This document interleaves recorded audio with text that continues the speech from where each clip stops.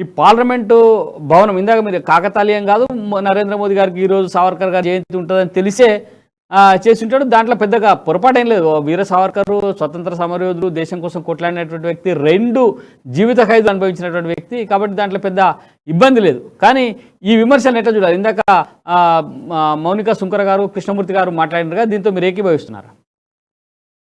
మౌనిక గారితో ఏకీభవిస్తున్నాను. వీర సావర్కర్ చరిత్ర కూడా చదువుకోవాలి మనందరం కూడా. నా ఉద్దేశం ఏంటంటే, నేను ఎప్పుడు ఒక క్విజ్ పెడుతుంటాను పిల్లలకి. మన కాచిగూడ చౌరస్తాలో ఒక బస్ సైజ్ ఫోటో ఉంది. ఇది మన బొమ్మ విగ్రహం ఉన్నది. అది ఎవరిది అంటాను. చాలా మంది చెప్పలేరు. దగ్గరికి వెళ్ళి చదివితే చెప్పదలేదు. వీర సావర్కర్. ఎల్బీ నగర్ చౌరస్తా అంటున్నాం. ఎల్బీ నగర్ అంటే ఇప్పుడు ఆధునిక యువకులను అడగండి, ఎవరు ఎల్బీ నగర్ చౌరస్తా అంటే ఏంటిది? షార్ట్ ఫామ్ చెప్తున్నాం. లాల్ బహదూర్ శాస్త్రి నగర్ చౌరస్తా అని ఎవరు తెలుసు? అందుకని నేను ఏమంటున్నానంటే, వీర సావర్కర్ ఈ చేయడం తప్పు కాదు. కానీ అనుకోకుండా కాకతాళీని దీన్ని వాళ్ళు అంటగట్టారు కదా, చాలా సందర్భాలు ఉంటాయి కదా, మిగతా వాడుకుంటే బాగుంటుంది సలహా ఇచ్చారు. అదొకటి.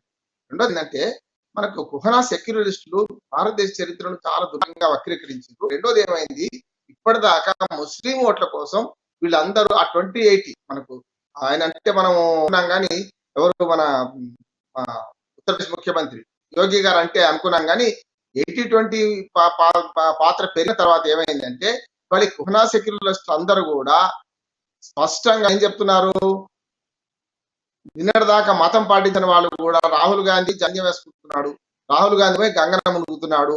అట్లాగే మొన్నటి దాకా నేను సెక్యులరిస్ట్ అని చెప్పిన ఎవరు మమతా బెనర్జీ మా సూత్రాన్ని కాళీమాత సూత్రాన్ని బ్రహ్మాండంగా చదువుతారు.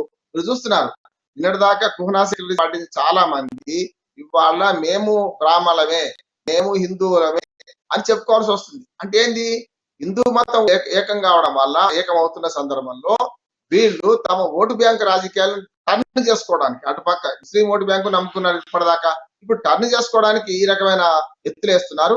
ఇవన్నీ ఓటు బ్యాంక్ రాజకీయాలు అంటున్నారు స్పష్టంగా. ఏది ఏమైనా సరే కుహనా సెక్యులరిస్టులు మారాల్సిన అవసరం మారుతున్నారు.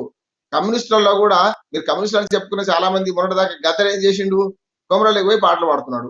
నేనేమంటున్నాను, ఇవి అవకాశవాద రాజకీయాలు అంటున్నారు వీళ్ళందరూ కూడా. చాలా మంది మన గజ్వేల్లో పోటీ చేస్తారంటే నేను మాట్లాడుతాను అంటున్నారు. చాలా మంది యువతనేమో పక్కదారి పట్టించి ఇప్పుడు కొత్తగా వీళ్ళు ఏం మాట్లాడుతున్నారు, మళ్ళీ ఇవే సాంప్రదాయాలు పాటిస్తున్నారు కదా. నా ఉద్దేశం ఏంటంటే, రిషి సునాక్ మొన్న ప్రవాసీకరణ చేసినప్పుడు భగవద్గీత శ్లోకం చదివింది కదా, అక్కడ హిందూ మత ఆచారం ప్రకారం కూడా అక్కడ కొన్ని కార్యక్రమాలు జరిగాయి కదా.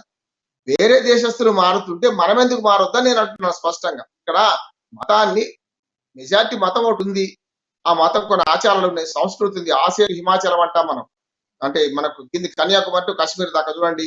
నేను మొన్న డెహ్రాడూన్ లో వెళ్ళిపోయాను. ఇక్కడి నుంచి అక్కడ దాకా అవే మంత్రాలు కదా మనకు.